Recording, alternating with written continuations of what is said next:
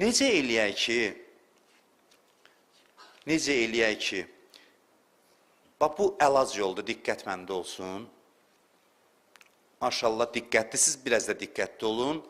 Necə eləyək ki, pisliklərimiz nəinki aradan geçsin, yaxşılığa çevrilsin. Yol istəyirsiniz? Yol deyim sizə. O tullantıları görsən emal eləyib, mən üzr istəyirəm, amma bugün dedim də pisliklərdən danışıq deyə misallar da pisdir. Tullantıları emal eləyib bir məhsula çevirirlər. Görmüsünüz də, bəzi xüsusi bu işlə məşğul olan müəssisələr var. Tullantıları faydalı bir şeyə çevirirlər. Günahlar da elədir. Günahlar nəinki silinir, eyiblər yaxşılığa çevrilir. Bunun yolu nədir? Mən sizə bir dənə yol deyim, İmam Hüseynin məhərrəmində faydalı olar. Bacarırsınızsa, tez-tez, yəqin bildiyiniz eyibləri kağıza yazın ki, məndə 100% bunlar var. Kağıza yazın. Öz portretinizi, pisliklərinizi yazın. Mən tapmışam içimdə bunları, yazın kağıza. Və baxın yazdıqlarınıza. Özünüz haqqında, öz qənaətinizə, öz eyiblərinizə baxın. O lazer necə yandırır bəzi şey. Baxış lazımdır. Bəzən Allah istəyir ki, sadəcə fokuslanasan öz eybivə, baxasan, pisliklərin onda enerjiyə çevriləcək. Özünə bax, kağızın üzərində. Hələ tapdıqlarını yaz, deyən, bax, busan da. Adam öz-özünü, bax, busan. Bunu da eləmirik. Yox, əşki, mən yaxşıyam, deyən, yaxşıyam. Deyən, bax, busan. Görürsən, kimsən? Təkəbbürdən ibarətsən, həsəddən ibarətsən, o qədər eyiblər var, tapmaq lazımdır. Bu bir dəqiqə var, oturub baxırsan ona. Hədis buyurur ki, 40 il ibadətdən üstündür. Hədis buyurur. Buyurur ki, zəmmukə li nəfsik əfzəl min ibadətikə 40 sənə. Buyurur ki, bir an özvə deyəsən ki, vay mən nə gündəyəm, bu bir saniyə. Bu 40 il ibadətin təsirini göstərir sənə. Yəni, paklaşdırır səni. Baxmaq, zəhmət çəkib baxmırıq da, deyirik, niyə düzəlmirik biz? Ay qardaş, bir bax da, bir bax, etiraf elə, özün özvə. Bunu da eləmirik axı. Otur bir yerdə, bir küncdə heç kəs səni görməsin. O dəftəri özünüzdən başqa heç kəs görməsin. Otur, bax ona deyən, bax mənəm, mən buyam. Mən bunlardan ibarətəm. Vay olsun mənə. Bugün bir ustada qulaq asırdım. Allah qismət elədi, bir dəqiqəlik çıxışından bir dəqiqə neçə saniyə çıxış idi. Çox təsir elədi mənə. Deyir ki, əgər Hürrün cənnətdə, İmam Hüseynin sahabəsi, Hürrün cənnətdə yadına düşsə ki, İmam Hüseynə nə pisliyi eləyib, cənnəti cəhənnəmə çevirirlər. Yadına düşsə ki, nə pisliyi eləyib İmam Hüseynə. Ona görə də nə baş verir? Allah yadından çıxardır, silir yaddaşından. Allah belə Allahdır, bax, bağışlayanda belə eləyir. Eybi ki, etiraf edirsən, silir, özvə də unutturur. Çünki müqəllibəl qulubdur, qəlbləri idarə eləyən odur. Bizə biri pisliyi eləyib, bağışladıq. Biz neyə bilərik pisliyi eləyənə? Bağışlaya bilərik. O, ustad deyir bu sözləri. Bağışlaya bilərik, üzünə vurmarıq, dalıca da demərik, mehribanlıq göstərərik, vəssalam. Düzdür, başqa neyə? Amma o ki, içində xəcalət çəkəcək, ona biz əlac eləyən birik. Çünki qəlbə girişimiz qadağandır. Biz onun qəlbinə təsir eləyə bilmirik. O xəcalət hissi bizli deyil. Ora girə bilmirik.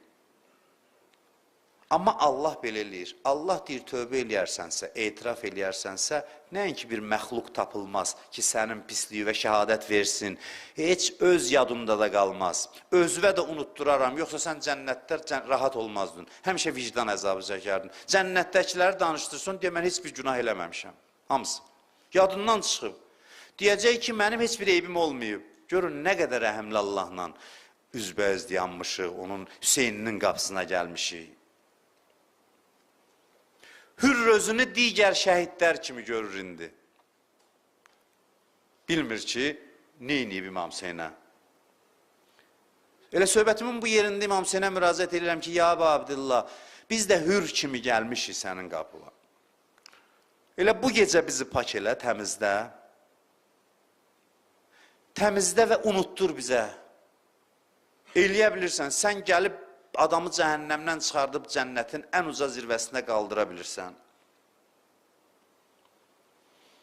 Yazın eyblərinizi və baxın hərdən və dinən ki özünə ki, baba sən busan, çox özü yuxarı qaldırma. O adamlar paklanır ki, eyblərini görməyə adət eləyiblər. Eybi görməyə gərək özünü adət eləyəsən, adətin olsun bu.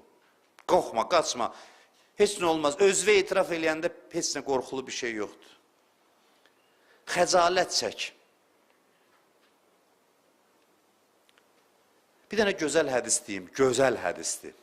Mövzuya aid gözəl hədisdir. Hədisə qulaq asın, xahiş edirəm. Mən özüm biraz bərk danışıram ki, hər yanda eşidilsin, bilməm, indi səsim çatır, çatmır.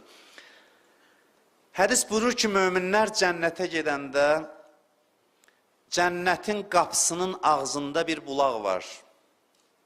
Bulaqlar bizim gördüyümüz bulaqdan deyil. Orada hər şeyin həm maddi, həm mənəvi mənası var cənnətdə. Qulaq asın. Buyurur ki, möminlər cənnətə gedəndə cənnətin qapısının ağzında bir bulaq qaynayır. Möminlərə deyərlər ki, cənnətə girməmiş, gedin bu bulaqdan için, sonra gedin cənnətə.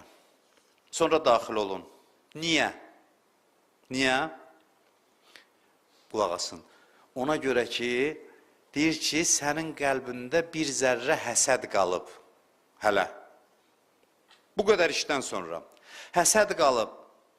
Ged ondan iç, o bulaq, o həsədin son damcısını sənin ürəyindən çıxartsın, paklanıb cənnətə daxil ol.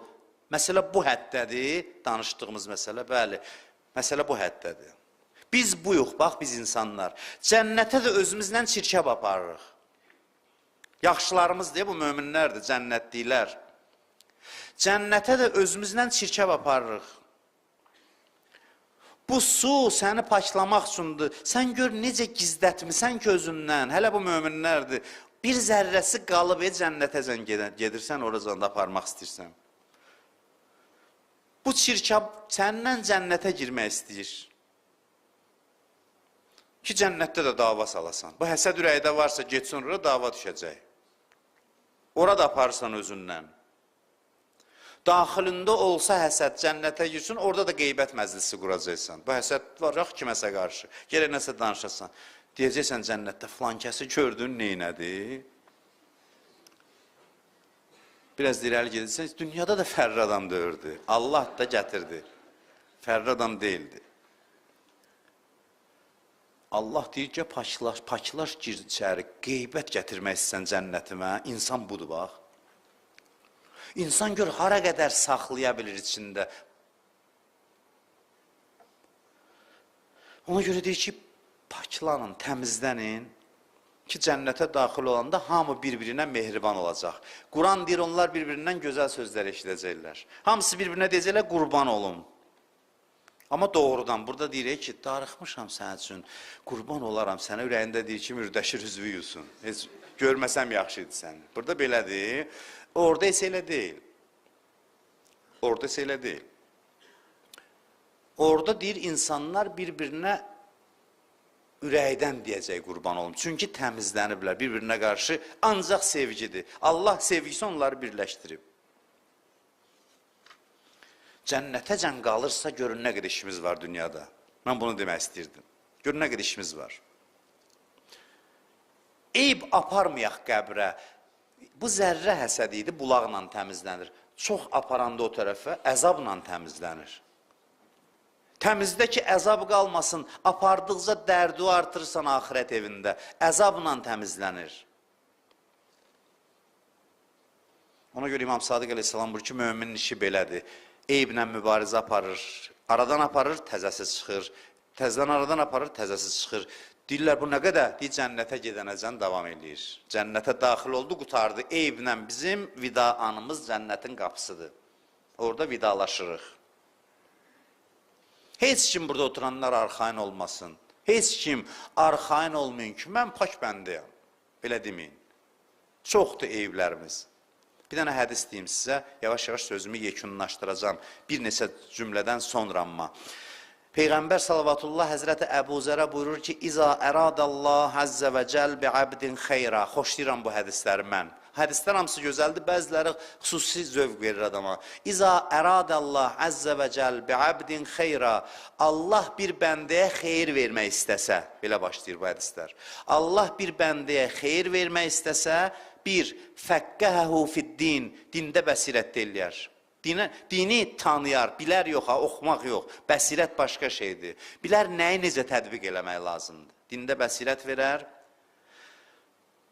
Və zəhhədəhu fid-dünya, dünyaya rəğbətsiz eləyər onu, dünyaya biganə olar. Və üçüncü budur ki, və bəssərəhu bi'uyubin nəfsi, və onu öz eyiblərindən agah eləyər. Görün, necə mühüm məsələdir ki, Allah birini sevsə bunu verər ki, eybini ona tanıtdırar. Deməli, gərək Allah səni sevsin ki, bunu sənə nəsib eləsin ki, öz eyblərini görə biləsən. Bu balaca məqam deyil, sən demə. Allah birinə xeyir vermək istəsə bunu verər ki, eyblərindən xəbərdar olsun.